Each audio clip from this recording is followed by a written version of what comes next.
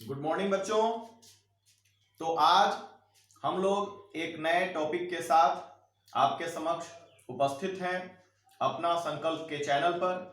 आप लोग इस चैनल को सब्सक्राइब करके और इस चैनल को लगातार देखते रहें और इससे आपका सिलेबस मैथ का पूरा हो जाएगा और आप लोग घर पे प्रैक्टिस भी करें और जो भी आपको रिस्पॉन्स है, जो इससे आप सीखते हैं, वह क्या आपको अनुभव होता है, वो सब आप अपने कमेंट में डालें जिससे कि हम आपकी भावनाओं से अवगत हो सके। तो आज हम लोग त्रिभुज का क्षेत्रफल ज्ञात करना सीखेंगे। यह जो पॉइंट है त्रिभुज का क्षेत्रफल ज्ञात करना, यह हम लोग क्लास 10th में भी पढ़ चुके हैं, लेकिन आपको क्लास 12th के सिलेबस में भी यह टॉपिक है क्योंकि यहां सारणिक का प्रयोग होता है। इसी कारण यह सारणिक चैप्टर के अंतर्गत त्रिभुज का क्षेत्रफल ज्ञात करना आता है।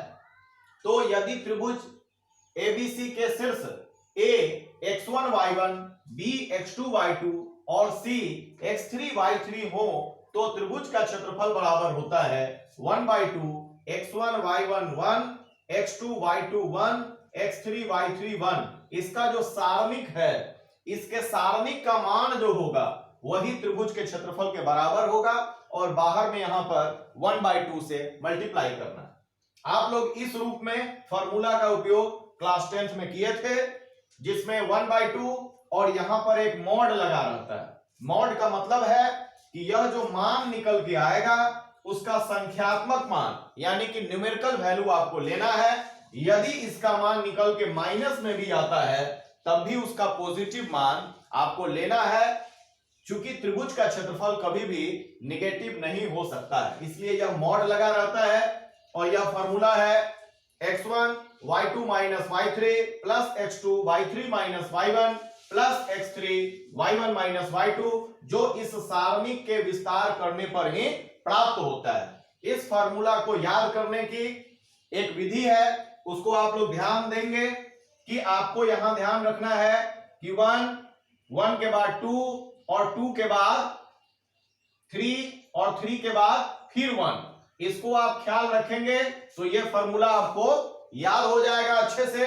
इसमें आपको ख्याल रखना है कि आपको ब्रैकेट के आगे x वाला आता है, पहले x1 आएगा, फिर x2 आएगा और फिर आपका x3 आएगा, और ब्रैकेट के अंदर जो होता है वह y वाला पद होता है। अंदर में x वाला पद नहीं होके y वाला पद होता है, और यह जो क्रम है इसके हिसाब से इसको याद रखना है। यानी यहां यदि x1 है तो 1 के बाद 2 y2 और 2 के बाद फिर 3 y3 आता है। उसी प्रकार x1 के बाद यहां पर जब x2 आ जाएगा तो 2 के बाद जो क्रम है वो 3 और 3 के बाद फिर क्रम जो है वह 1। उसी तरह यहां पर x2 के बाद जब x3 आ जाएगा तो 3 के बाद का जो क्रम है वह 1 और 1 के बाद फिर 2। तो इस प्रकार क्रमिक रूप से आप इस फार्मूला को याद कर लेंगे जो आपको आसान होगा।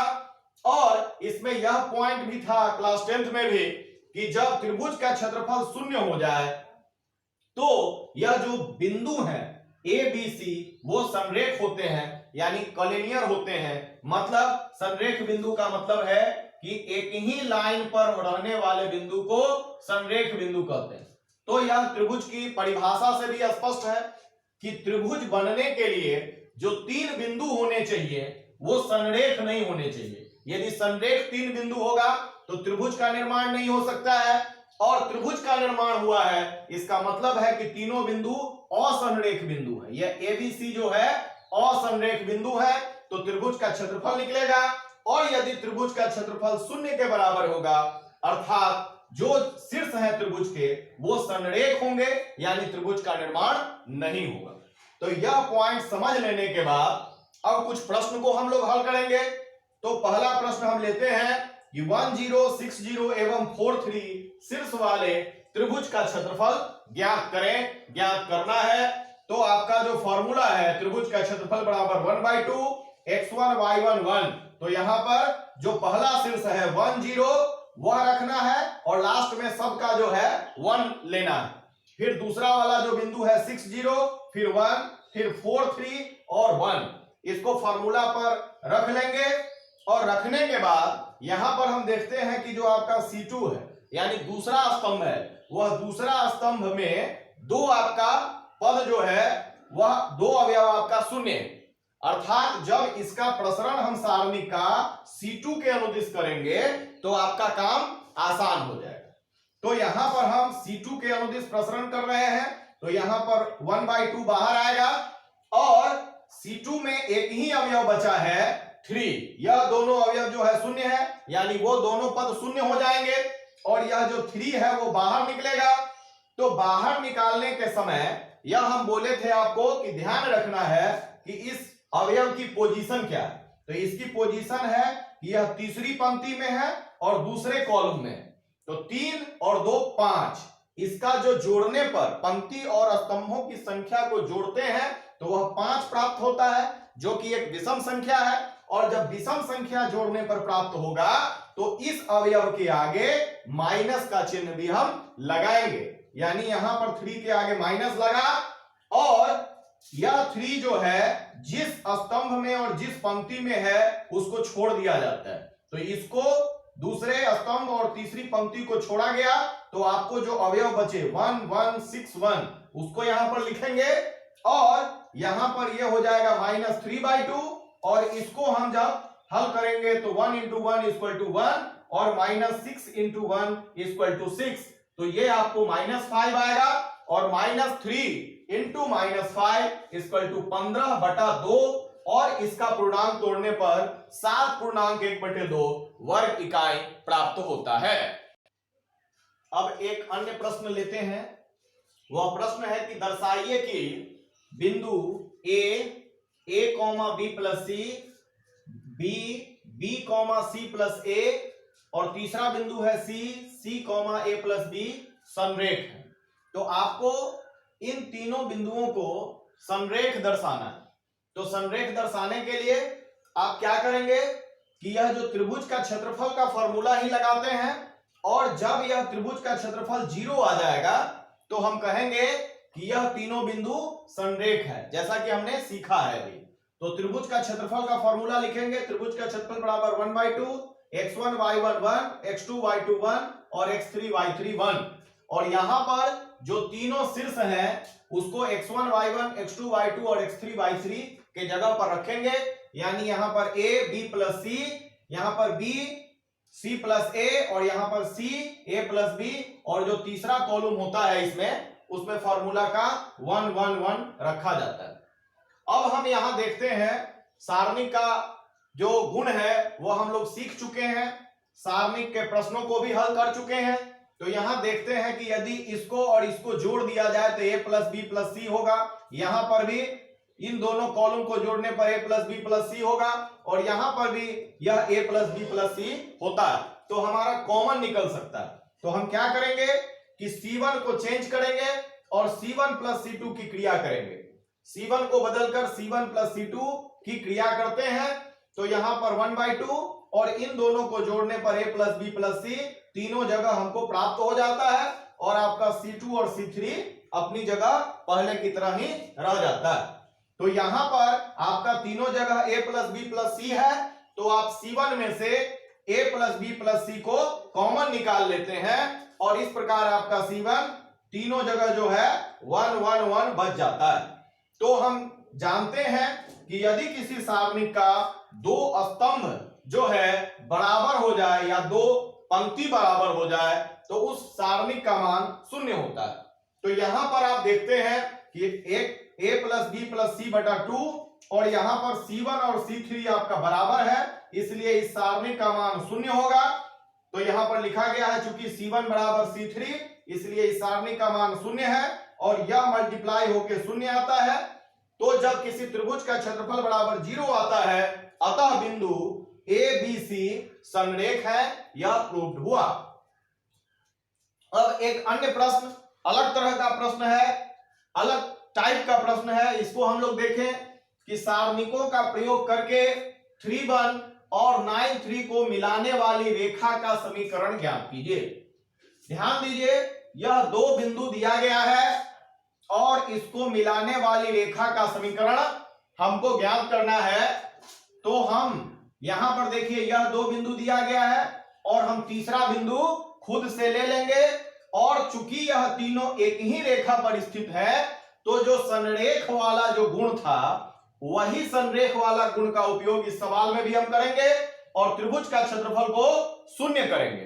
तो हम यहां पर 2 बिंदु आपका दिया गया है, त्रिभुज का तीसरा शीर्ष जो है हम XY मान लेंगे। जब रेखा का समीकरण आपको ज्ञात करना हो तो त्रिभुज का 2 शीर्ष आपको दिया गया रहेगा और जो तीसरा शीर्ष है उसको हम मानेंगे XY, क्योंकि उसी के पद में आपको रेखा का समीकरण प्राप्त होगा। तो इस प्रकार हम यह 2 बिंदु आपको दिया गया था 3, 1 और यहां पर था 9, 3 और तीसरा बिंदु हमने XY माना है, और यह चूंकि रेखा का समीकरण ज्ञात करना है इसलिए इसी पर आधारित है कि आपका रेखा है, इसलिए यह त्रिभुज का क्षेत्रफल इसका शून्य होगा, त्रिभुज बन नहीं पाएगा। तो इस गुण का प्रयोग करते हुए आप त्रिभुज का क्षेत्रफल ज्ञात करेंगे। तो त्रिभुज का क्षेत्रफल का जो फॉर्मूला है उसको लिखा गया है, और यहां पर जो दिया गया था प्रश्न में 3, 1, 9, 3 उसको हमने लिखा है, और तीसरा शीर्ष हमने XY माना है उसको लिखा, और जो आपका यहां फॉर्मूला का 1, 1, 1 था उसको C3 में लिखा गया है। अब इसको हल करते हैं और हम R1 के अनुदिश इसका प्रसरण करते हैं। तो त्रिभुज का क्षेत्रफल बराबर 1/2 और 3 बाहर आएगा तो यह पंक्ति यह स्तंभ समाप्त होगा। तो 1 × 3 = 3 माइनस y × 1 = -y होगा। अब जो आपका यह 1 है उसको जब हम बाहर लेंगे तो यह पहली पंक्ति और दूसरा स्तंभ है, यानी 1 + 2 विषम संख्या आता है तो इसके आगे माइनस का साइन लगेगा, जो हम लोग पहले भी पढ़ चुके हैं। तो 1 जब हम बाहर लेंगे तो फिर यह स्तंभ यह पंक्ति समाप्त होगा। यहाँ 1 × 9 = 9 माइनस x × 1 = x होगा, और फिर इसका तीसरा अवयव +1 बाहर होगा, फिर यह पंक्ति यह स्तंभ समाप्त हो जाएगा, और इसको कैलकुलेट करेंगे तो 9 × y = 9y minus x × 3 = -3x होगा।